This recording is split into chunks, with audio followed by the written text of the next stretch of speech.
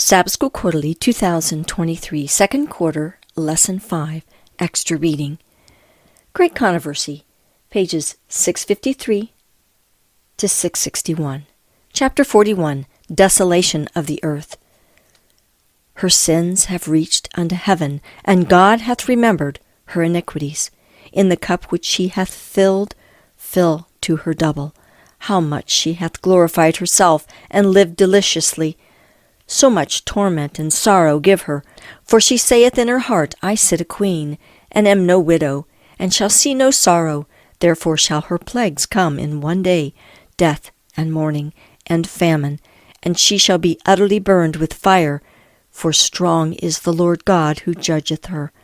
And the kings of the earth, who have committed fornication, and lived deliciously with her, shall bewail her, and lament for her, saying, Alas, alas, that great city, Babylon, that mighty city, for in 1 hour is thy judgment come. Revelation 18, verses 5 through 10. The merchants of the earth that have waxed rich through the abundance of her delicacies shall stand afar off for the fear of her torment, weeping and wailing and saying, Alas, alas, that great city, that was clothed in fine linen and purple and scarlet, and decked with gold, and precious stones, and pearls. For in 1 hour so great riches is come to naught. Revelation 18, verses 11, 3, and 15 through 17. Such are the judgments that fall upon Babylon in the day of the visitation of God's wrath. She has filled up the measure of her iniquity. Her time has come. She is ripe for destruction. When the voice of God turns the captivity of his people, there is a terrible awakening of those who have lost all in the great conflict of life.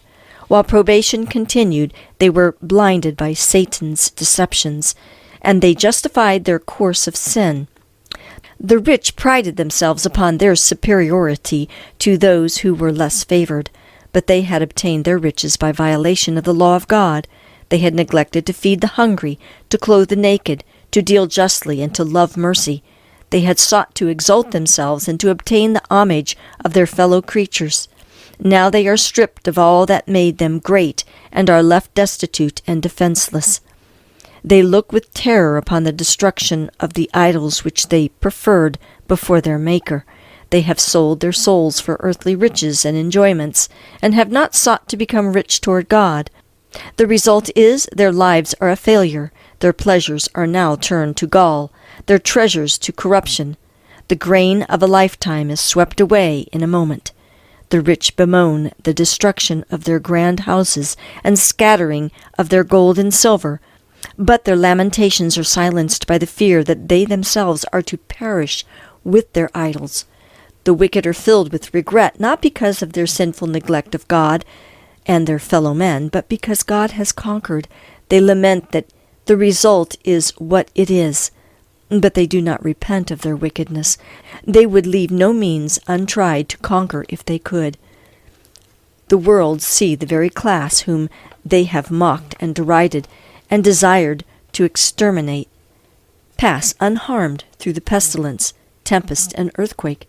He who is to be the transgressors of his law a devouring fire is to his people a safe pavilion. The minister who has sacrificed truth to gain the favor of men now discerns the character and influence of his teachings. It is apparent that the omniscient eye was following him as he stood in the desk, as he walked the streets, as he mingled with men in the various scenes of life. Every emotion of the soul, every line written, every word uttered, every act that led men to rest in the refuge of falsehood has been scattering seed, and now, in the wretched lost souls around him, he beholds the harvest. Saith the Lord, they have healed the hurt of the daughter of my people slightly, saying, Peace, peace, when there is no peace. With lies ye have made the heart of the righteous sad, whom I have not made sad, and strengthened the hands of the wicked, that he should not return from his wicked way, by promising him life. Jeremiah 8, verse 11, and Ezekiel 13, verse 22. Woe be to the pastors that destroy and scatter the sheep of my pasture. Behold, I will visit upon you the evil of your doings. Howl ye shepherds, and cry, and wallow yourselves in the ashes, ye principal of the flock, for your days for slaughter and of your dispersions are accomplished, and the shepherds shall have no way to flee, nor the principal of the flock to escape. Jeremiah 23, verses 1 and 2, and 25, verses 34 and 35. Ministers and people see that they have not sustained the right relation to God. They see that they have rebelled against the author of all just and righteous law. The setting aside of the divine precepts gave rise to thousands of springs of evil, discord, hatred, iniquity, until the earth became one vast field of strife, one sink of corruption. This is the view that now appears to those who rejected truth and chose to cherish error. No language can express the longing which the disobedient and disloyal feel for that which they have lost forever, eternal life. Men whom the world has worshipped for their talents and eloquence now see these things in their true light. They realize what they have forfeited by transgression, and they fall at the feet of those whose fidelity they have despised and derided, and confess that God has loved them. The people see that they have been deluded. They accuse one another of having led them to destruction, but all unite in heaping their bitterest condemnation upon the ministers. Unfaithful pastors have prophesied smooth things. They have led their hearers to make void the law of God and to persecute those who would keep it holy. Now, in their despair, these teachers confess before the world their work of deception. The multitudes are filled with fury. We are lost, they cry, and you are the cause of our ruin. And they turn upon the false shepherds. The very ones that once admired them most will pronounce the most dreadful curses upon them. The very hands that once crowned them with laurels will be raised for their destruction. The swords which were to slay God's people are now employed to destroy their enemies. Everywhere there is strife and bloodshed. A noise shall come even to the ends of the earth, for the Lord hath a controversy with the nations. He will plead with all flesh. He will give them that are wicked to the sword. Jeremiah 25, verse 31. For 6,000 years the great controversy has been in progress. The Son of God and his heavenly messengers have been in conflict with the power of the evil one to warn, enlighten, and save the children of men. Now all have made their decisions. The wicked have fully united with Satan in his warfare against God. The time has come for God to vindicate the authority of his downtrodden law. Now the controversy is not alone with Satan, but with men. The Lord hath a controversy with the nations. He will give them that are wicked to the sword. The mark of deliverance has been set upon those that sigh and that cry for all the abominations that be done. Now the angel of death goes forth, represented in Ezekiel's vision by the men with the slaughtering weapons, to whom the command is given, slay utterly old and young, both maids and little children, and women, but come not near any man upon whom is the mark, and begin at my sanctuary. Says the prophet, they began at the ancient men which were before the house. Ezekiel 9, verses 1 through 6. The work of destruction begins among those who have professed to be the spiritual guardians of the people. The false watchmen are the first to fall. There are none to pity or to spare. Men, women, maidens, and little children perish together. The Lord cometh out of his place to punish the inhabitants of the earth for their iniquity. The earth also shall disclose her blood, and shall no more cover her slain. Isaiah 26, verse 21. And this shall be the plague wherewith the Lord will smite all the people that have fought against Jerusalem. Their flesh shall consume away while they stand upon their feet, and their eyes shall consume away in their holes, and their tongue shall consume away in their mouth. And it shall come to pass in that day that a great tumult from the Lord shall be among them, shall lay hold every one on the hand of his neighbor, and on his hand shall rise up against the hand of his neighbor. Zechariah 14, verses 12 and 13. In the mad strife of their own fierce passions, and by the awful outpouring of God's unmingled wrath, fall the wicked inhabitants of the earth, priests, rulers, and people, rich and poor, high and low. And the slain of the Lord shall be at that day from one end of the earth even unto the other end of the earth. They shall not be lamented, neither gathered, nor buried. Jeremiah 25, verse 33. At the coming of Christ, the wicked are blotted from the face of the whole earth, consumed with the spirit of his mouth, and destroyed by the brightness of his glory. Christ takes his people to the city of God, and the earth is emptied of its inhabitants. Behold, the Lord maketh the earth empty, and maketh it waste, and turneth it upside down, and scattereth abroad the inhabitants thereof. The land shall be utterly emptied, and utterly spoiled, for the Lord hath spoken his word, because they have transgressed the laws, changed the ordinance, broken the everlasting covenant. Therefore hath the curse devoured the earth, and they that dwell therein are desolate. Therefore the inhabitants of the earth are burned. Isaiah 24, verses 1, 3, 5, and 6. The whole earth appears like a desolate wilderness. The ruins of cities and villages destroyed by the earthquake, uprooted trees, ragged rocks thrown out by the sea or torn out of the earth itself are scattered over its surface, while vast caverns mark the spot where the mountains have been rent from their foundations. Now the event takes place foreshadowed in the last solemn service of the Day of Atonement, when the ministration in the Holy of Holies had been completed, and the sins of Israel had been removed from the sanctuary by virtue of the blood of the sin offering. Then the scapegoat was presented alive before the Lord, and in the presence of the congregation the high priest confessed over him all the iniquities of the children of Israel, and all their transgressions in all their sins, putting them upon the head of the goat. Leviticus 16, verse 21.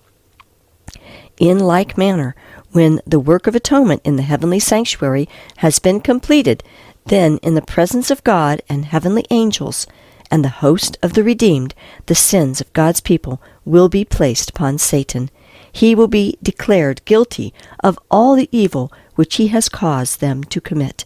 And as the scapegoat was sent away into a land not inhabited, so Satan will be banished to the desolate earth, an uninhabited and dreary wilderness. The Revelator foretells the banishment of Satan and the condition of chaos and desolation to which the earth is to be reduced. And he declares that this condition will exist for 1,000 years. After presenting the scenes of the Lord's second coming and the destruction of the wicked, the prophecy continues.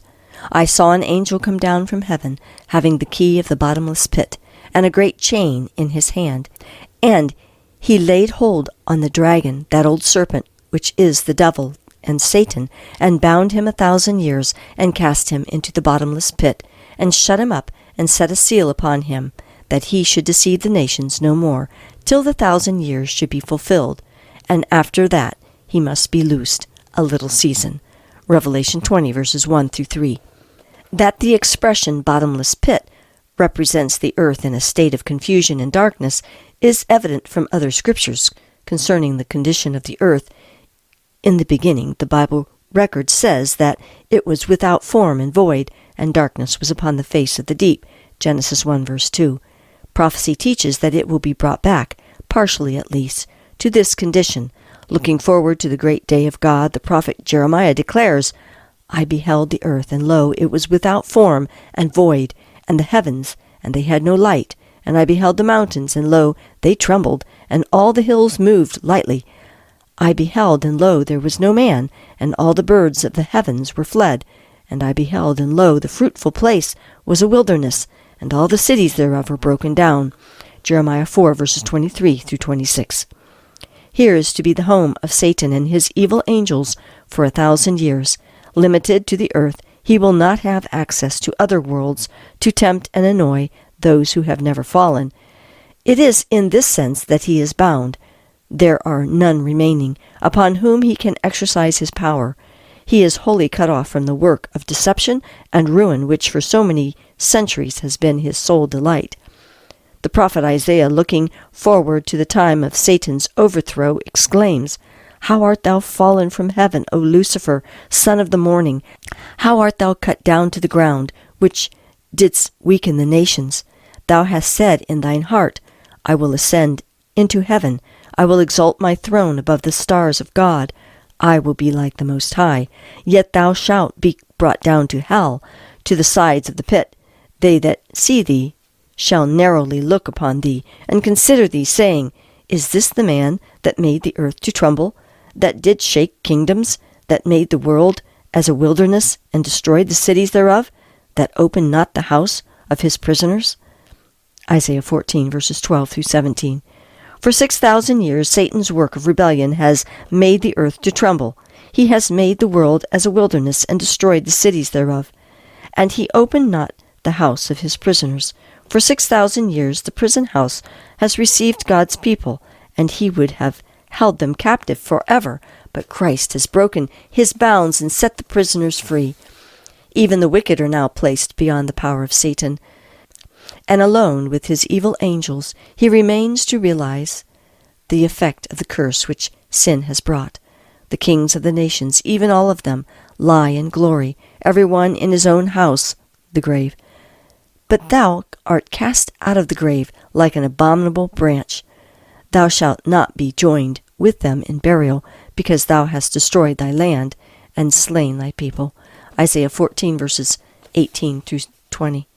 For 1,000 years Satan will wander to and fro in the desolate earth to behold the results of his rebellion against the law of God. During this time his sufferings are intense. Since his fall, his life of unceasing activity has banished reflection.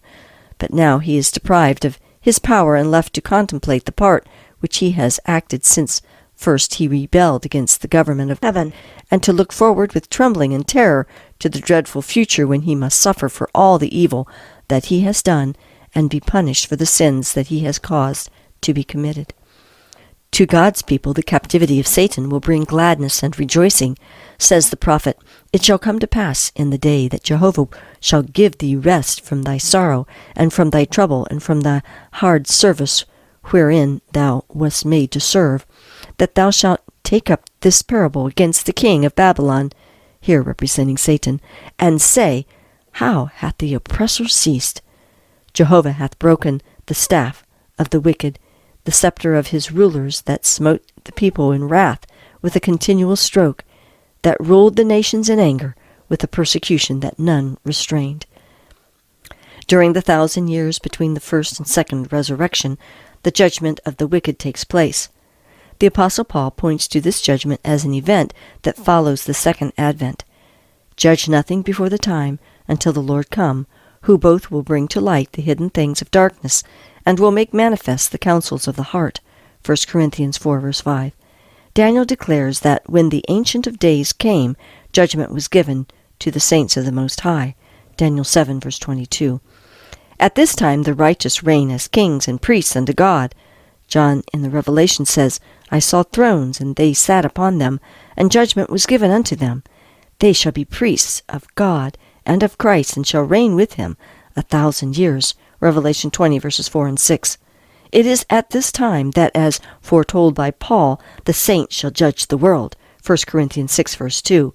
In union with Christ they judge the wicked, comparing their acts with the statute book, the Bible, and deciding every case according to the deeds done in the body. Then the portion which the wicked must suffer is meted out, according to their works, and it is recorded against their names in the book of death. Satan also and evil angels are judged by Christ and his people. Says Paul, Know ye not that we shall judge angels? Verse 3. And Jude declares that the angels which kept not their first estate, but left their own habitation, he hath reserved in everlasting chains under darkness unto the judgment of the great day. Jude 6. At the close of the 1,000 years, the second resurrection will take place. Then the wicked will be raised from the dead and appear before God for the execution of the judgment written. Thus the Revelator, after describing the resurrection of the righteous, says, The rest of the dead lived not again until the 1,000 years were finished. Revelation 20, verse 5.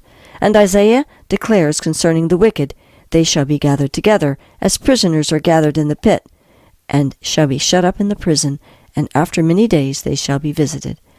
Isaiah 24, verse 22.